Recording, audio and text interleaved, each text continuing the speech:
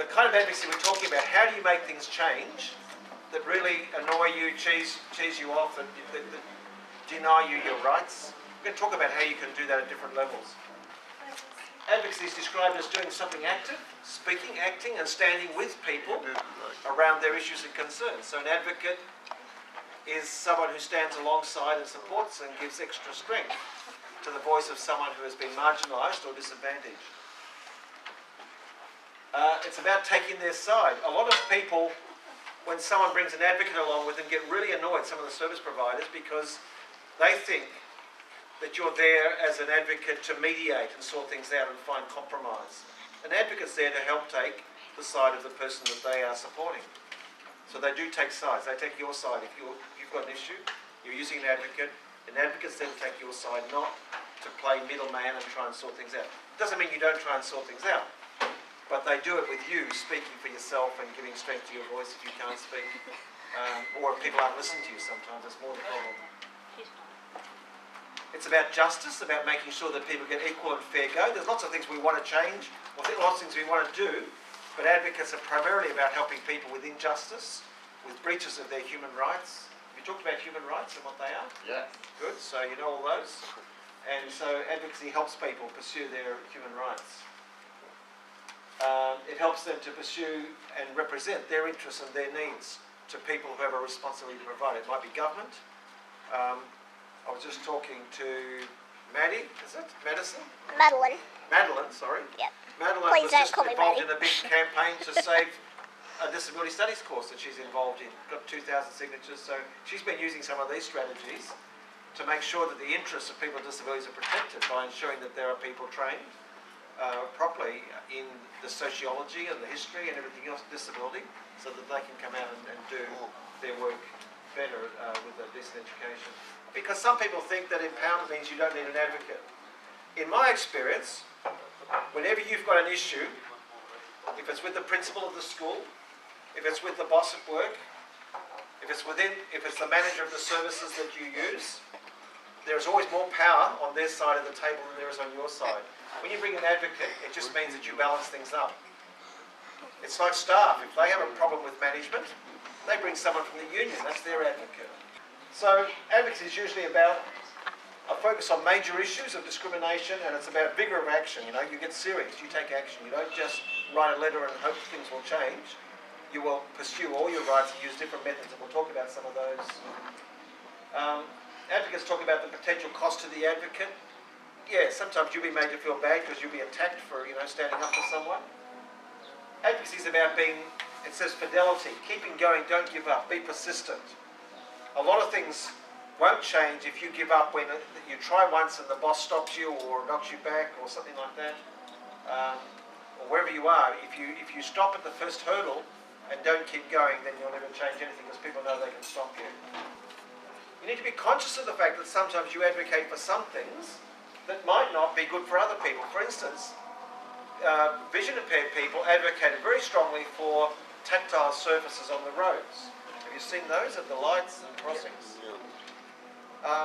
But some of the early ones they put out had really quite big lumps on them. And some people, older people and some people who aren't very steady on their legs would fall over because they were too rough. Or some people in wheelchairs with spinal injuries would get some form of tremors set off by the vibrations when their chairs ran over these bumps. So they all had to sit down and negotiate and work out amongst themselves something that would universally be good for everyone. And so sometimes some things we advocate for can do harm to others if we're not conscious of how that might happen. Each person here, through having a disability, will have had some struggles to do with access, to do with attitudes.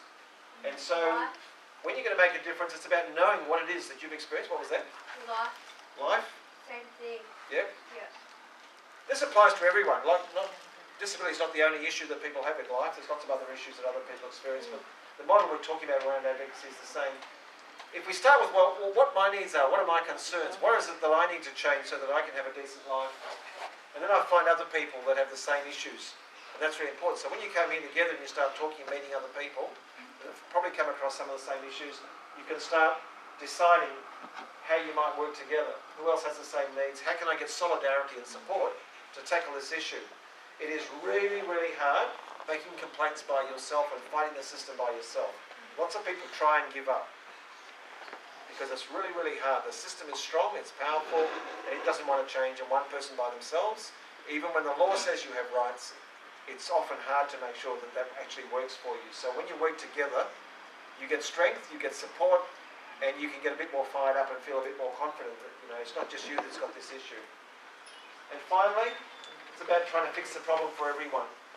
There's no point us just getting our problems fixed, and this is the way the system likes to work. For instance, when we were trying to develop the companion card, there was one young guy who was studying journalism. He wanted to be a sports journalist. He was a quadriplegic, and so he needed attendance support nearly all his waking hours to wherever he went, whatever he did. The City Olympic Games came along, 2000. Where should you be if you're going to be a sports journalist? You should be at the City Olympic Games. You wouldn't miss that. And he was going to have to pay expensive tickets for himself and then also pay for his assistants to go into the event. And so he tackled the City Olympic Committee, went through the Human Rights Commission, took up a claim of discrimination, and just before it went to court, the City Olympic Committee caved in and settled with him. Now they settled with him confidentiality, right? No one knows what the deal was because it was confidential. That was easy for them because they only had to do it for one guy. And that doesn't fix the problem. And so our human rights complaint system is very good at not fixing the problems for everyone.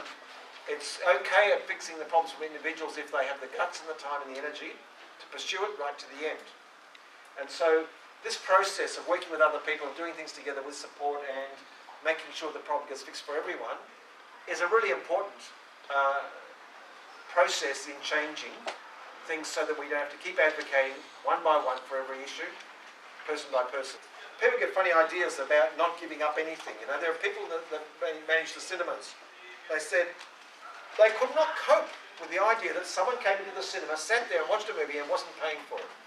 And yet there are lots of empty seats. And we thought, well, they at least got one ticket paid for because that person could come because they had support. So, you know, they got one ticket that they wouldn't have got otherwise. So, you know, sometimes they got a bit short-sighted. We had to point out to them the business case because they weren't bright enough to see that. So, to me, I think this idea, this model of taking the personal through to the social or the group level, and then as a group tackling it as a political level to make sure that we fix things for everyone, is a really important process for changing barriers that you come across and discrimination that you face. So, what kinds of things really pee you off? What are the things you've been talking about that you'd like to change? Yep. The education system. So lots of individuals are still taking cases to VCAT to fight for basic care. The Education Department is prepared to spend far more money on barristers and solicitors to fight families and students with disabilities than they are to invest in the little bit of support that they're asking for to actually make education work. So there's a cultural attitude problem really in our Ministry of Education about a lot of these issues. So it is a big systemic issue. The issues that we faced, and I'm trying to think how far back this was now, probably about 12, 13 years ago, 14 years ago, that people who went to the footy, people who went to the tennis, people who went to the Grand Prix, they were the first ones that we had complaints about. We had about 6 complaints came into the office from people that wanted to go to those events, and they said, why do I have to pay for my carer as well as myself? Grand Prix ticket's a pretty big ticket. Tennis Australia's a pretty big ticket. These are expensive tickets. And so we had people complaining about the disadvantage they faced if they needed an assistant to go with them. There was also the humiliation because some places thought they were doing the right thing by saying, look, come to us, negotiate. If you come at a quiet time, we'll let your carer in at a discount. And so you'd have to go up and find out each time at the ticket box whether or not you could get a discount. It was like begging. And people with disabilities were sick of begging and being humiliated by finding out whether or not they could afford to go. Never knew what they'd have to pay until they turned up and negotiated. There was confusion by the people running the events as to who should have an assistant and who shouldn't. Let me tell you, they had some stories to tell too. They said that, and you guys are young people, you know these kinds of stories, they reckon there were young people hanging around in the lobbies of the cinemas, and if they saw someone limping or whatever it is, they walk in behind them and say, I'm their carer, and try and go in and get a free pass or a cheap pass into the tickets.